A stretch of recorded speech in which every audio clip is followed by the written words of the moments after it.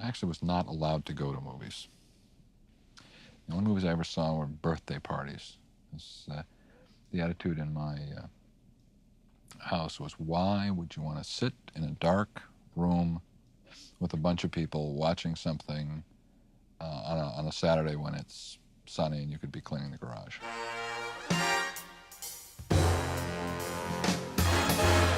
He's very popular. The sportos, the motorheads, geeks, sluts, bloods, wastoids, dweebies, dickheads, they all adore him. They think he's a righteous dude. I love this quote, "You might as well be yourself because everybody else is taken." Well, John knew that. He was one of those people who people like to hang out with. He didn't even have to say very much, but it was just pleasant to be there and be around him. He was from Chicago. He loved Chicago. Mostly what I remember is that he was extremely funny and very unexpected because it came out of this flaccid-looking face. And yet he had a kind of a mullet. So there was a desire to be, you know, of his time. He saw the world funny. He was funny, super funny. Never had one lesson. He was a very good laugher. No sound came out when he laughed, but it was very infectious. He was not what I think people perceive. He was much more sensitive than he ever showed. He married his high school sweetheart, and he adored her and his children. He wore jackets with very large shoulders. But remember, this was the age of Miami Vice, so we must move past that and forgive. He had a moral sensibility that was very present, I think, in everything he did. He had the ability to be incredibly heartwarming and side-splittingly funny at the same time. And that was his gift. That was his genius. By the way, when you're telling these little stories, here's a good idea. Have a point. It makes it so much more interesting for the listener. A John Hughes movie, you didn't even know, the people didn't even know the title. They said it's John Hughes, we'll go see the movie. And they did. I think John always saw himself as the outcast. He was very complicated. Very quiet, very private. 98% of the time, he was a positive, upbeat, inspiring guy. Little teeny teeth, a lot of cigarettes. What makes anyone who's a great artist need to do what they do? It's some force of nature, and that's what he had. Do you think I'm gonna be happy? I mean, honestly. You want to be a writer? You want to be a husband? Maybe it'll work out, who knows? I didn't start in this business till I was quite old, actually. I mean, I had a different, completely, totally different life. And when I hit 30, I changed. I started doing everything else. I started doing what I always dreamed about as I was sitting in an office, staring out the window, dreaming about doing this. So, I mean, this is my dream. I was just working to be accepted as a writer, which I, never thought. And everybody in my family's always been like a generic businessman. I never did introduce myself. Del Griffith, American Light and Fixture, Director of Sales, Shower Curtain Ring Division. So creative was, you could be an advertising executive. That was acceptable because you wore a tie and you went to a job and you worked for a company and you sold products, but you were able to think up stuff and be creative. So it took me a long time to accept the fact that I was actually earning a living as a writer. It wasn't that he was writing just to make money. He enjoyed it. It was his way of expressing himself. I was a huge John Hughes fan back when he was a writer at National Lampoon. He wrote one of my favorite articles. There's an article about kids, and John starts off the article by saying, National Lampoon asked me to write about kids, so I knocked up my wife, and I had some kids. I stopped taking the pill 3 months ago.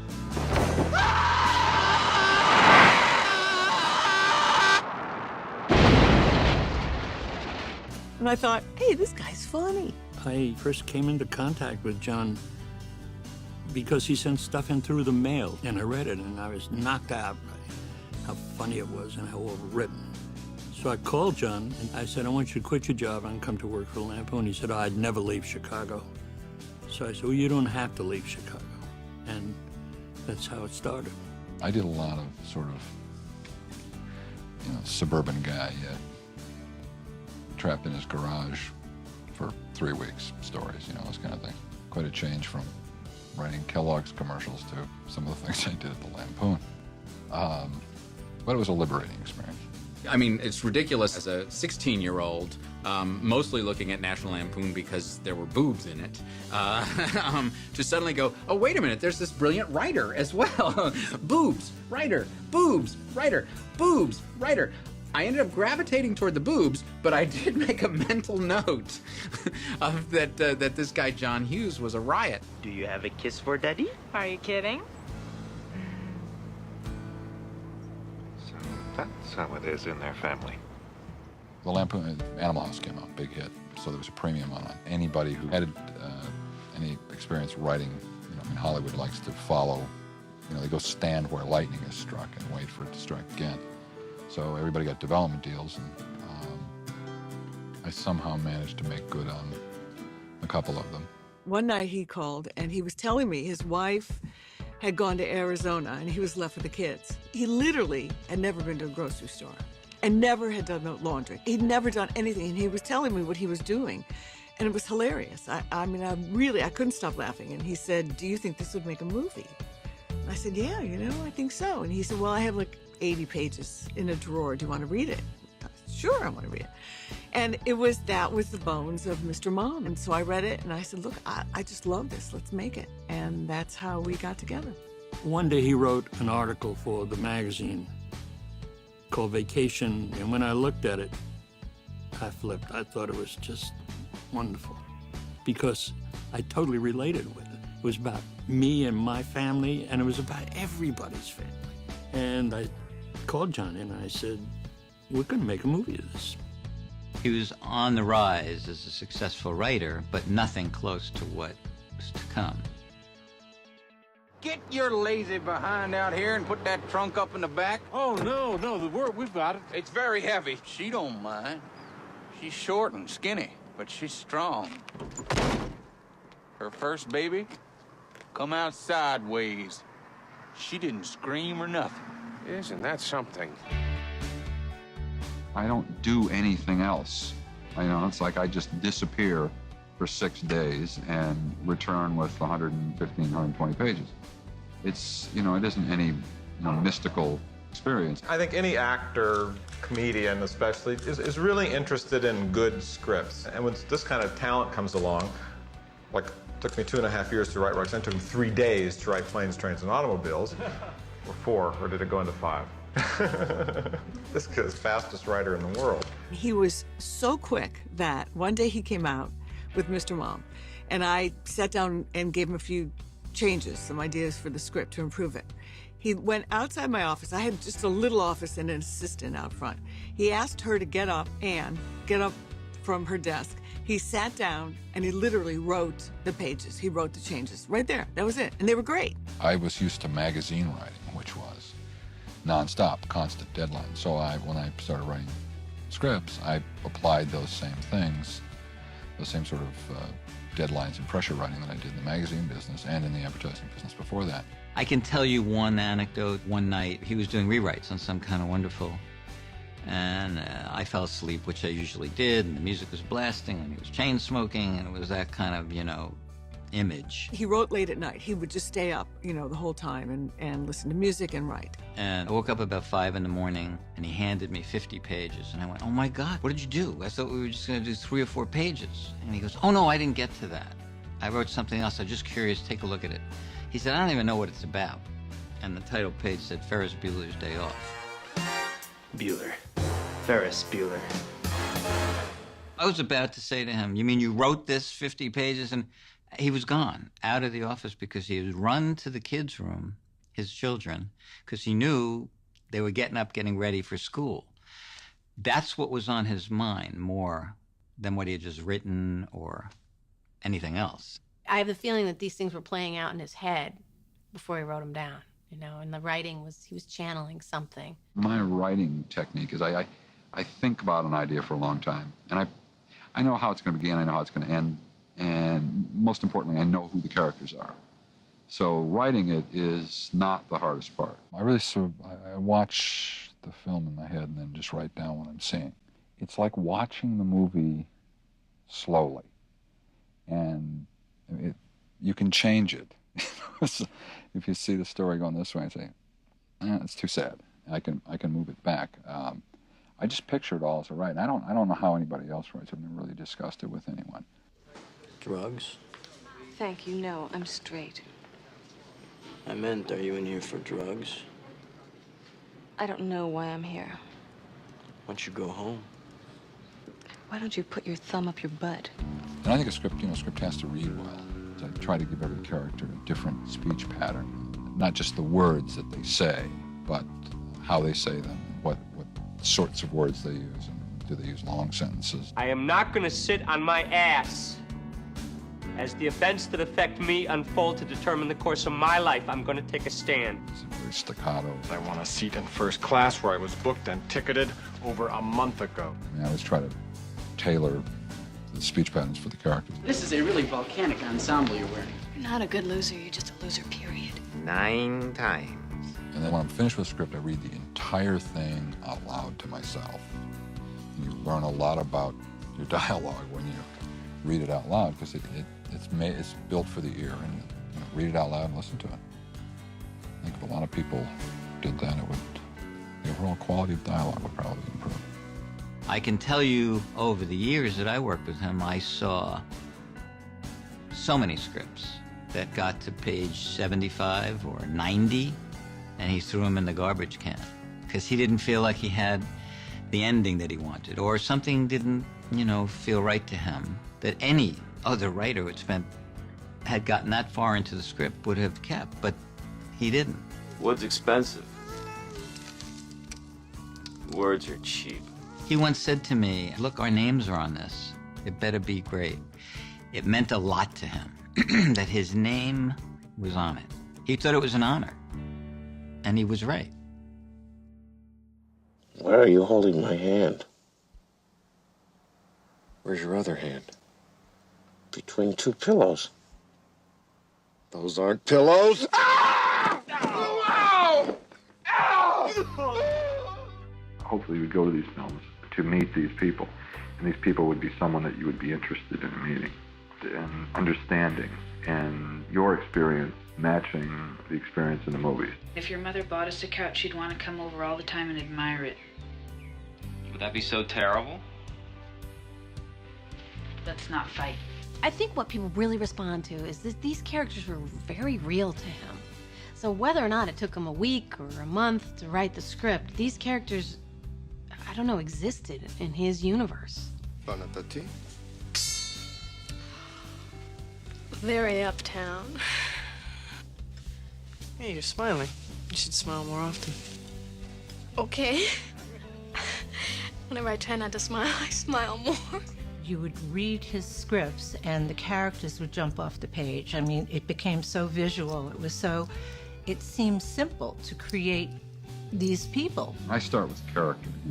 I really start and finish with characters. I don't do complex plots generally. I keep my plots fairly simple. I mean, what was the story of Breakfast Club? I mean, there were lots of people who said, this movie, there's no story. I've taken the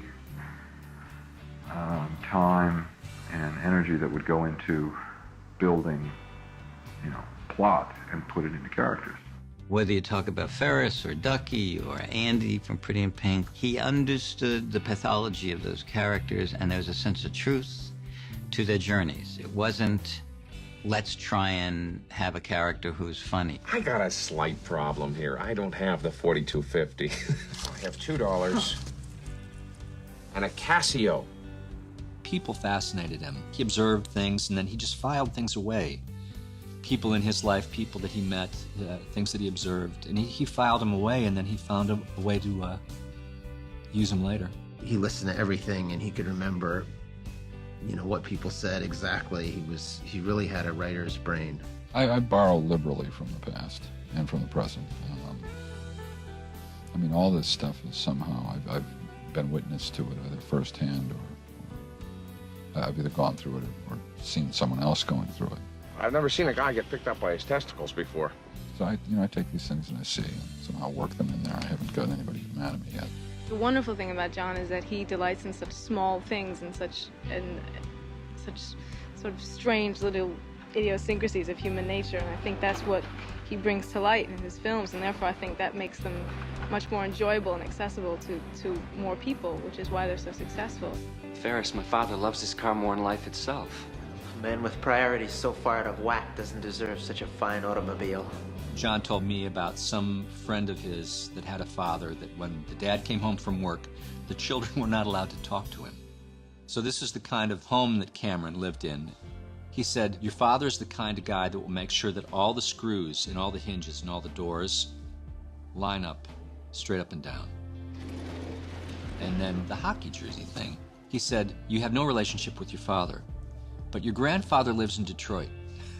And you love your grandfather, and your grandfather takes you to hockey games. And it's just some magic that you have with your grandfather, and he's the male figure in your life. And I don't know why he didn't, this was all backstory, I don't know why he didn't put it in the movie. But John was full of this stuff. He was full of all these little details.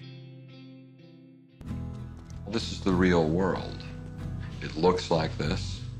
It sounds like this. It's played like this. Most of my humor comes out of real situations and real people. Every script I write begins exterior Chicago suburbs, 4-bedroom colonial home. The thrust of most of my work has been ordinary people, the regular folks, the guys that live on the right and left of you, the people you grew up next to. It's keeping it as ordinary as possible and as true to life as possible.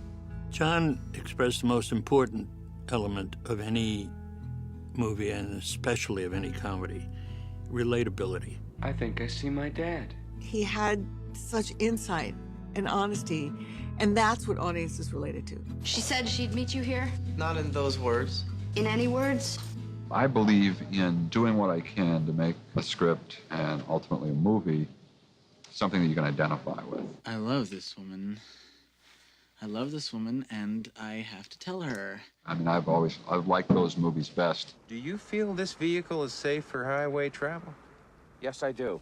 Yes, I really do. I believe that. I know it's not pretty to look at, but it'll get you where you want to go. I read the script and I was laughing, I was crying at it. It was just so brilliant. It was as if I wrote it myself, and my lawyer's working on that now. It's hard to pinpoint what it is, but when those movies first came out, they seemed like a very new style of movie. Smacked of originality, of his point of view about life. You would sit and watch his movies like Vacation or 16 Candles or Breakfast Club, and you'd say, I know those guys. I was a kid like that. I know those people. I think everyone's certainly been through a best friend disapproving of what you're doing.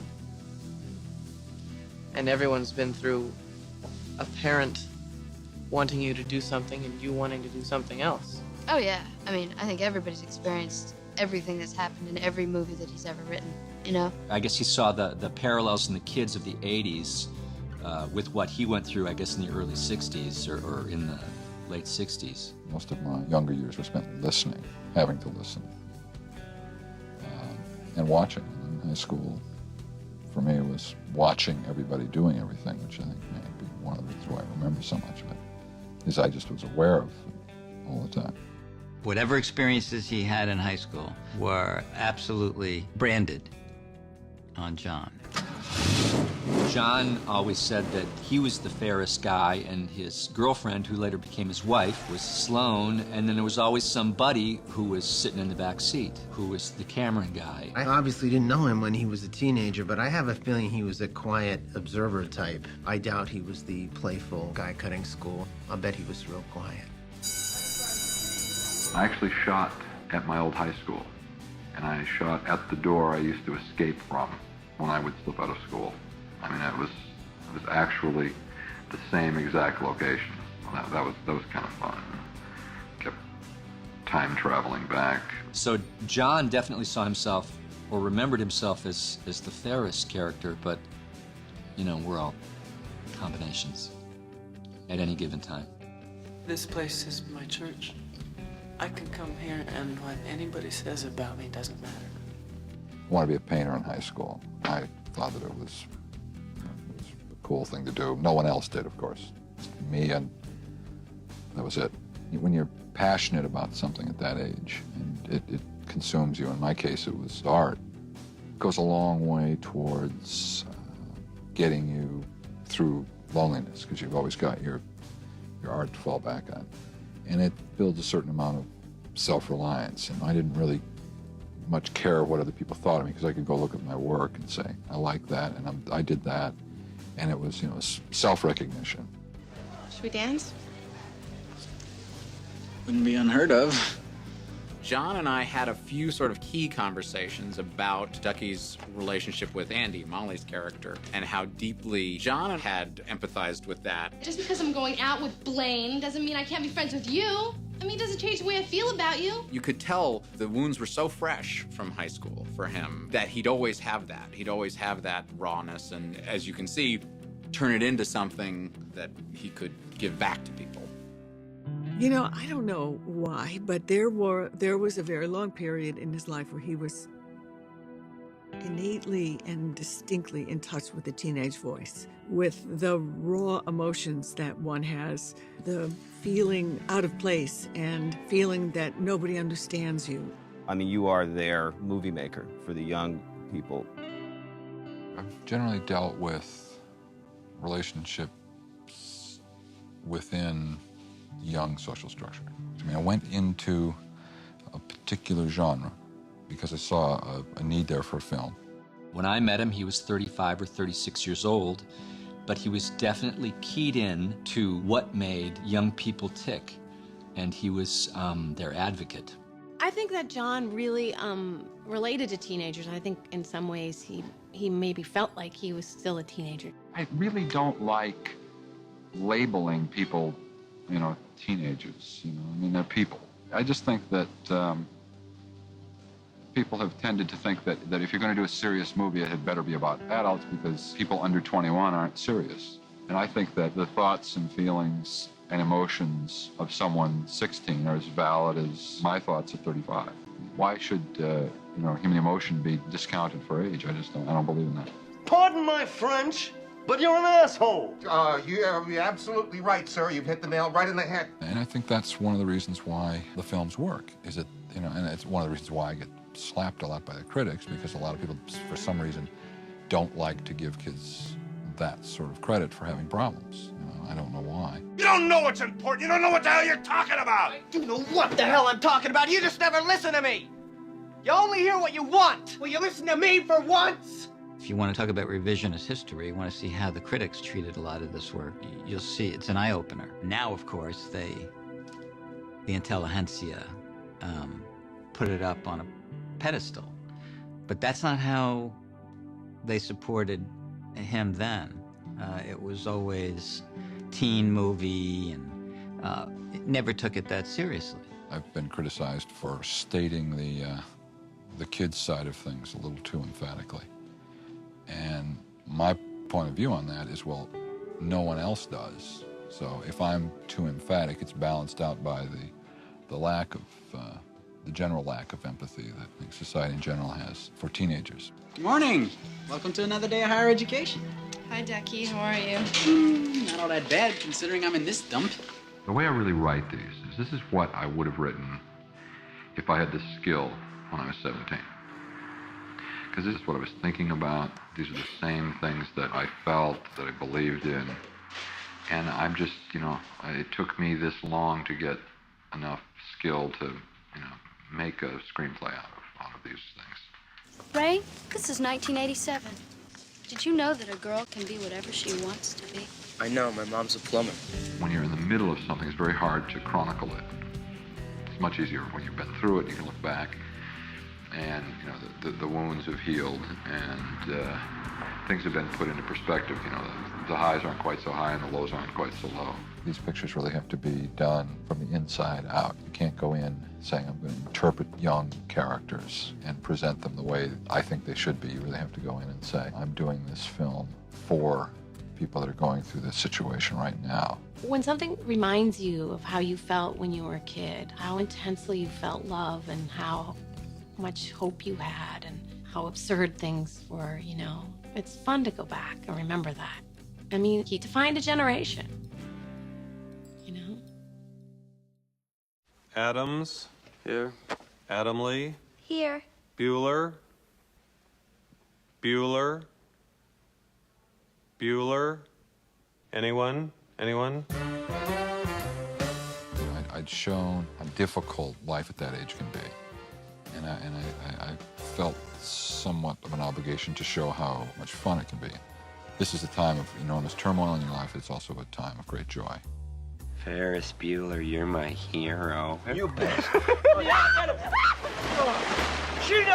Ferris Bueller is a little bit different. It was about sort of serious things in a way, but always wanted it to be primarily funny. The theme of the thing is really about approaching life not from the dark side, but from the bright side. I really just wanted to do something that showed the positive values of not taking yourself quite so seriously, which is one of the great problems of that age, is that you tend to take yourself very, very seriously, and with good reason. Pardon my French, but Cameron is so tight that if you stuck a lump of coal up his ass, in 2 weeks you'd have a diamond. There are times when you would benefit by not taking yourself quite so seriously. I mean, their adventure was nothing extraordinary. They went to downtown, they went to an art museum, they had lunch, and they went to the world's tallest building, and they did things that were accessible to everybody. You know, it wasn't like they went to another planet or, you know, went to Indochina. They just went downtown Chicago. Are you suggesting that I'm not who I say I am? I'm suggesting that you leave before I have to get snooty. Snooty? Snotty. Snotty? Okay, Abe, let's go. I never thought of it as, and I don't think either did John, as a terribly realistic. It was more like a fable, you know? With Ferris, I was saying, take a day off from school and all of those sort of pressures, and just look at what is good about your life. It's a minor celebration of life. I mean, it's despite Mr. Gaddafi and the French and, you know, all those sorts of things. There are a magnitude of things that are wonderful about life, living, cities, families, friends. I mean, I think Ferris Bueller is a character that is worth getting to know. I think there are some things to be learned from it, but it's June. Let's have some fun.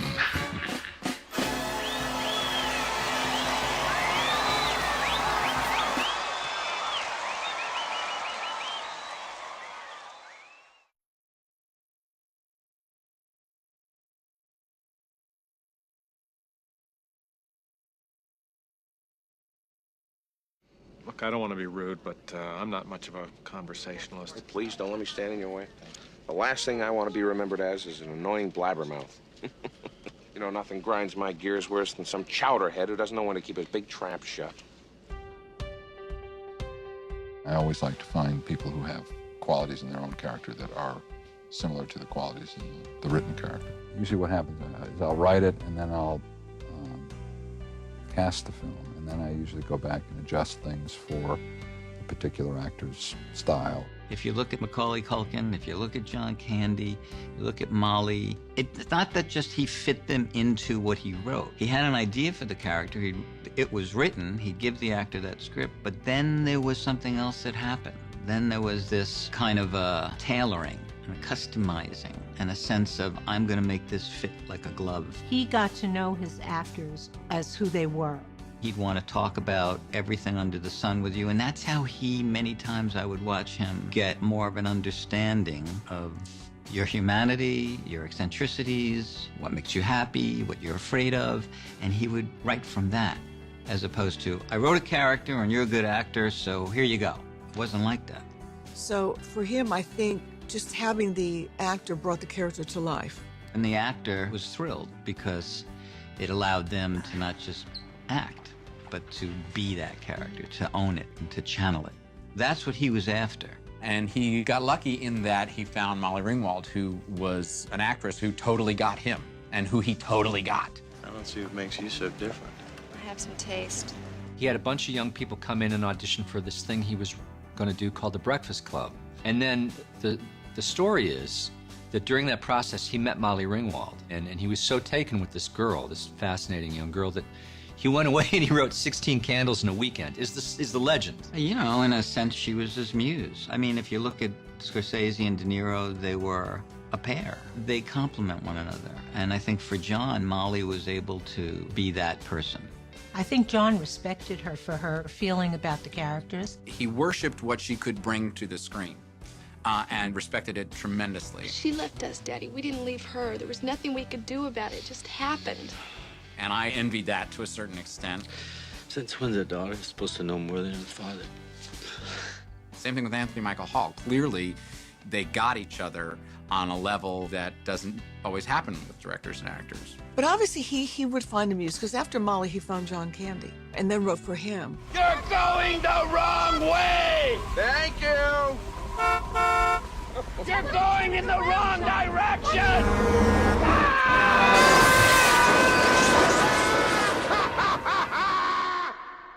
I just started grinding these scripts out, and then I saw them on the screen, and I thought, well, that isn't exactly what I had in mind. The reason I wrote Breakfast Club was because I wanted to do something that was very small.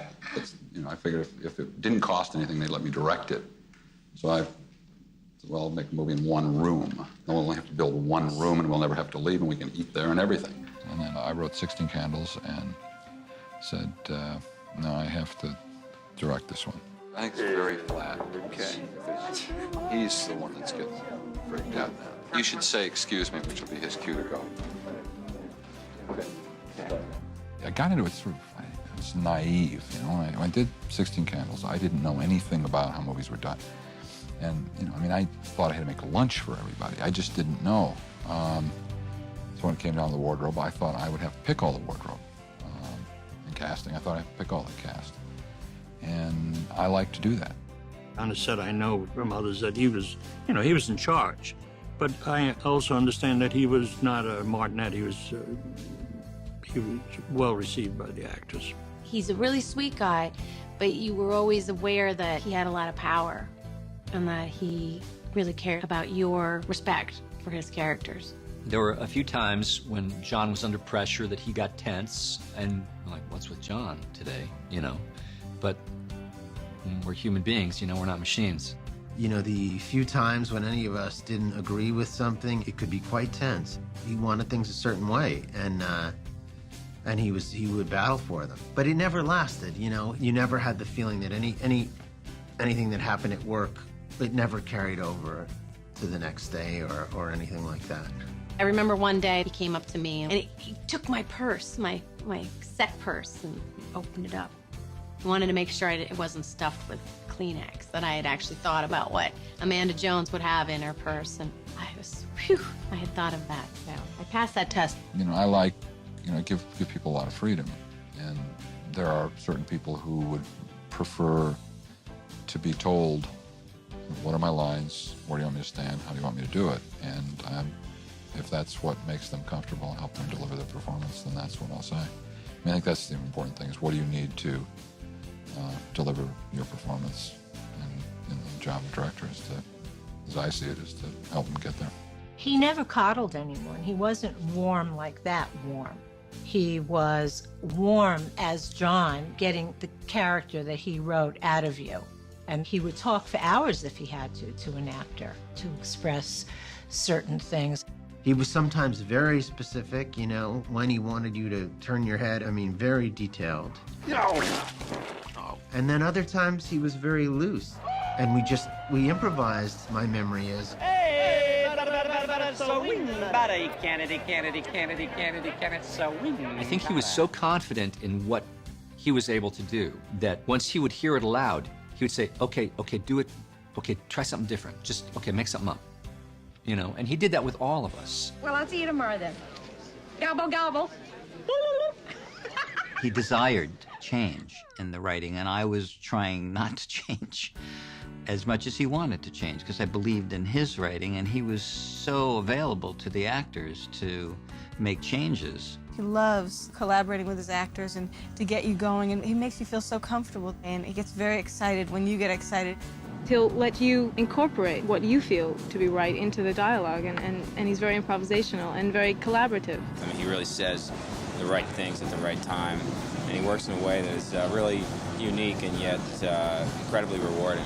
He takes input from anywhere he sees it, and so he doesn't have a real big ego about this is my picture.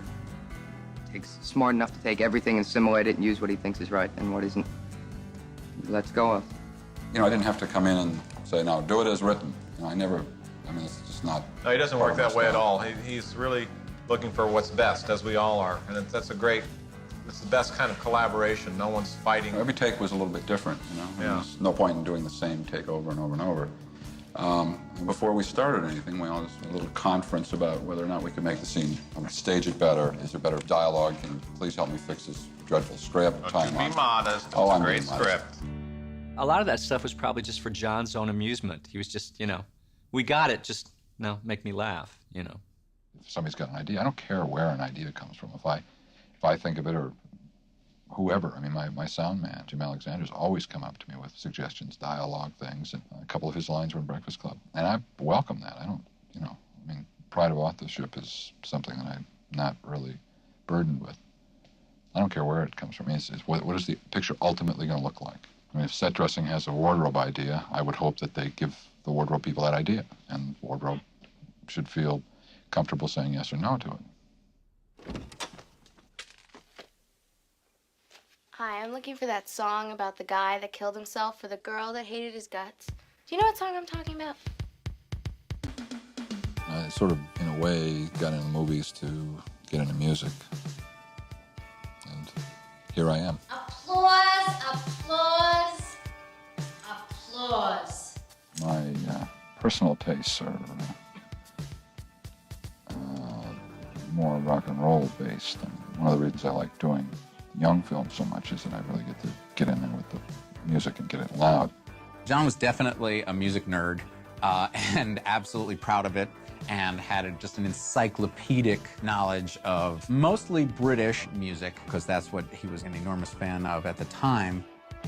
Obviously, he was a huge Psychedelic Furs fan. I mean, the reason he wrote the movie was because of the Psych Furs song, and then wrote it for Molly. He needed music. It was just like, you know, literally like, you know, staying alive. It, I think, was part of his process. It helped ignite him. I can't really get a full sense of the film until I know what the music is going to be. There's a rhythm to the writing that's dictated by whatever I happen to be listening to. They just don't write love songs like they used to. It's, oh. Before I start a script, I usually have a selection. I have a 90-minute cassette that I ride around in the car with. That is how I want the music to sound. He'd call you from the car with this music, and he'd talk softly, and music would be loud, and you'd be like, you could either choose to listen to the music, or you could try to hear John. I'll go through my records and pick out what sound, what kind of music, what kind of bands I want for the particular film. And I'll play that endlessly while I'm writing the thing. So, I mean, music is really tied in from the beginning. You know, I mean, Simple Minds, I liked the stance that their music took.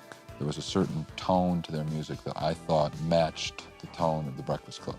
The band as a whole. So you can say Simple Minds is doing the title song. People who knew Simple Minds would have a sense of what the film is going to be, because their politics and the politics of the film were in sync.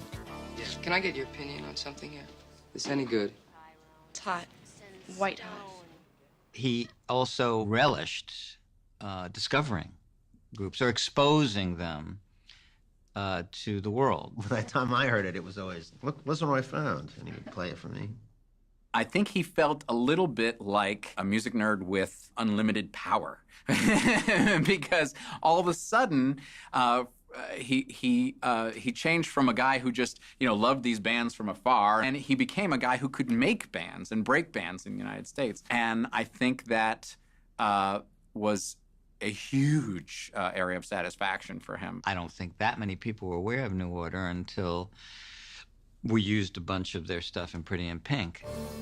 One day I came back, I showed him a sequence that Richie Marks, my editor, had cut. We came to his office, little office in the back of his house. He was writing, and he just threw on this New Order track. We looked at it and went, oh my God. You know, it was just this magical sense that it was a score, but it wasn't score, it was source that acted as score. And that added a lot to the simplicity and the everyday life of these characters. At that time in history, you know, in the 80s, that was something that felt innovative. It had been done before, but it felt like it captured the sensibility. It captured the times a little bit, and it worked. He even founded his own record label, which their first release, I believe, was Flesh for Lulu, which I still have, which is actually a great album. The label was really designed to, first, to handle the soundtracks, so that we could, again, it's adding a little bit more control to the film, so that we can pick the single. We'll have greater control who's going to be on the album. OMD was really amazing because I remember we met with OMD. John talked about the scene, Howie talked about the scene, and the next day, or 2 days later, they gave us the track, which was really incredible. It was hard for him actually to deal with that the label, that his record label, did not end up, being his main focus in some respects, because I know how excited he was about that. Do you think I'm gonna be happy? I mean, honestly. Yeah, you'll be happy. You just won't know it, that's all. I'm not through yet. I still got a lot of stories. And I still have a lot of enthusiasm for it, as much as ever. And I've got a couple more projects that are already started.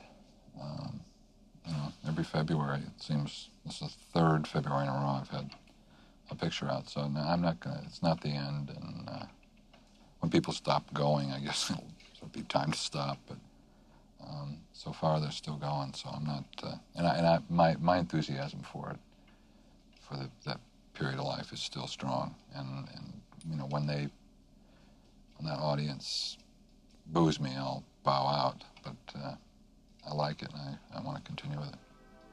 Success has an impact on everybody, and it didn't have the best impact on him. His gift as a writer was his heart, and I think that same heart got broken here. I think the combination of power and talent, I think, can be very hard on people when you're sensitive. I think Jon took things very personally in the movie business, and if you're in the movie business for a long time, you realize it's not personal. It's just a stupid business, And if you can love the stupidity and say, you know what, it's entertaining, you can, have a career that spans decades in this business and really enjoy yourself. But Jon, I think, cared too deeply about what he was doing to let that stuff go. It's difficult to put a thick skin on when you want to be sensitive to the honesty of people's emotions. So I understand why it was hard for him. Well, you think what you want about me. I'm not changing. I like me. My wife likes me. My customers like me. Because I'm the real article. What you see is what you get. I don't think he, trusted a lot of people in a lot of ways, Every time he felt a project get away from him, every time that he couldn't do a project because the studio just wasn't making that kind of movie at the time, anytime another director didn't do a script the justice that he had hoped, I think a little part of him died. He knew, even though he was one of the bigger pieces of cheese out here, you're still going to have to answer to somebody, or somebody's still going to say, I want you to change something. I think he just found the system frustrating. Having come out of a magazine where no one ever edited my work. We had a tremendous amount of freedom, the writers at Lampoon, to suddenly be sitting in a conference room with 30 people saying, I don't know, maybe he shouldn't get in the car there, maybe he should get in a helicopter. No, and I knew how the thing worked, and I created the characters, and I thought of stuff. I knew the internal workings of these things, and I just don't think you can write by committee. I just never saw a group of people go into a room and paint a picture, write a book. I just don't think you can do that. It obviously makes me sad because he's no longer with us, but it also makes me sad because I saw Jon change, and I saw the business take a toll on him. He wasn't really into directing again. He didn't feel it. I don't know why. I actually know a couple things that led to it. I know there was a project that was very frustrating for him that he couldn't get off the ground. I just think at some point, he didn't want to answer to anybody. He needed to, from my point of view, do other things that excited him. I commend him for returning back to his roots and going back to Chicago and just saying, I'm not doing this. I see what it's doing to me and I'm not doing it. As much money as he might have had, as much material things, it just didn't matter because nobody was close. You didn't have that camaraderie that he came from. I gradually really totally lost touch with him, to tell you the truth. But I think a lot of people did.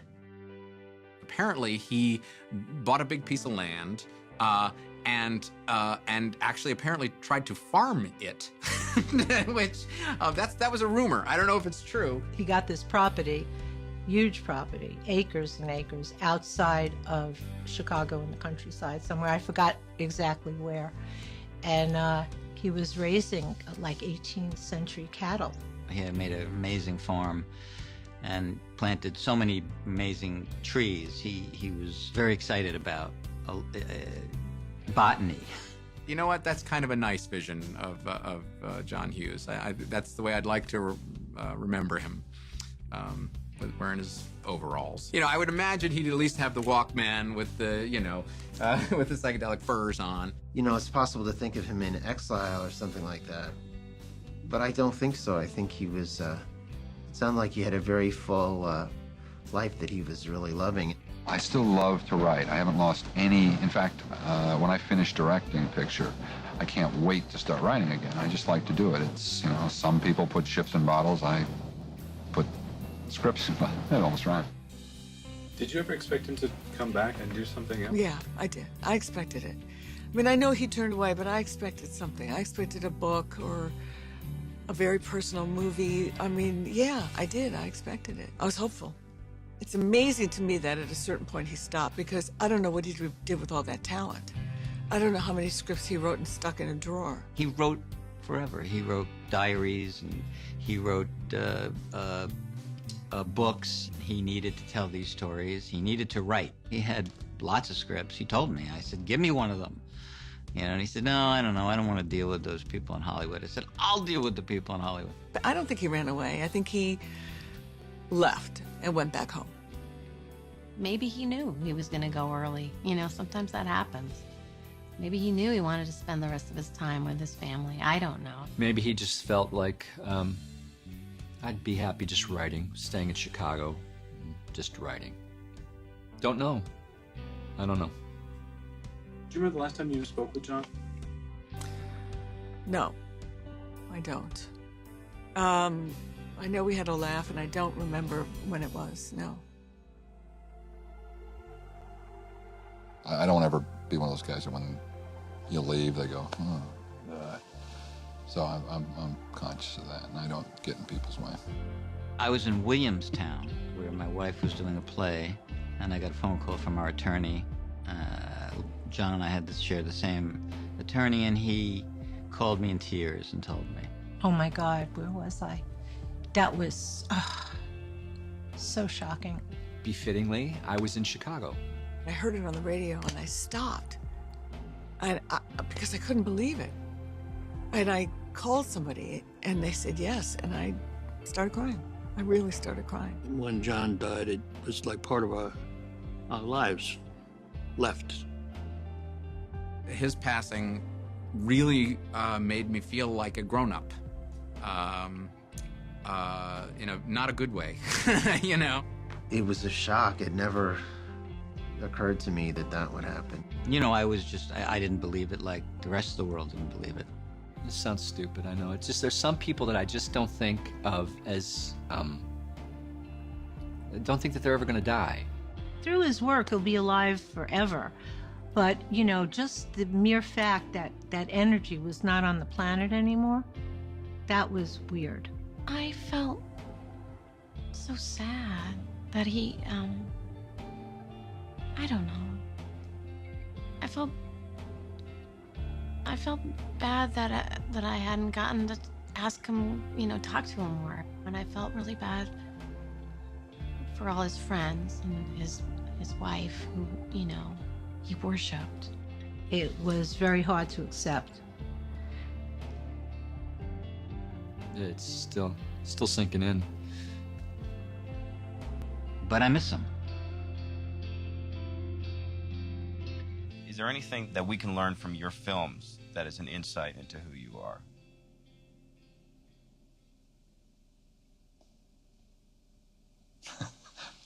I work a lot, stay up late, listen to a lot of records. Yeah, I guess you could. I mean, it'd take more film than I think we could ever put together to break that all down. But yeah, I think so. I mean, I don't think I'm too much different than the material that I deal with. Working with him will always be special to me. Jon reminds me of our youth in Hollywood when we were innocent and we believed anything was possible. I think John Hughes' legacy will be how deeply felt his movies are and how they still resonate with the public. He must have got something right about being a teenager. You know, when you catch a moment in people's lives really, really specifically and really perfectly, that's all you can hope for as an artist. And he did that over and over again. That's the gratifying part about it. You know it's good because the people, real people, embraced it. It wasn't just manufactured, it was personal. And I think this is why they've endured. I think this is why they're considered, iconic. I wanted to see one more thing, I wanted him to do one more great movie. I wanted to see it, It's like he said, in Ferris Bueller, life moves pretty fast. You don't stop and look around once in a while, you could miss it. And he was right. I mean, I'm not in a position to give anybody messages. What I hope that they come out of the films with, and I think in some cases have, is a fundamental belief in yourself and a certain amount of self-reliance. That don't bother with what other people say about you. Proceed on the path that you think is right for yourself, and listen to your own feelings, and respect yourself. I mean, I think those are important general things that these pictures keep hitting at. The films don't set out to change anybody, but if they can impact on someone in a positive way like that, it's a little bonus.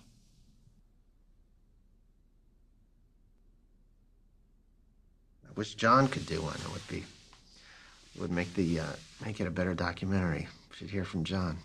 He wouldn't have done it. He would have said no. Probably.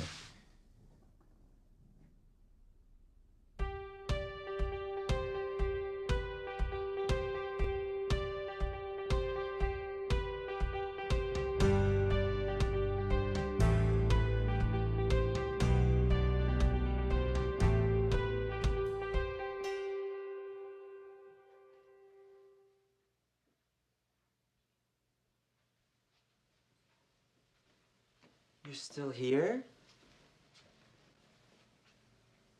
It's over.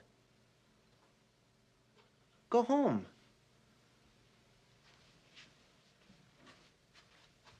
Go.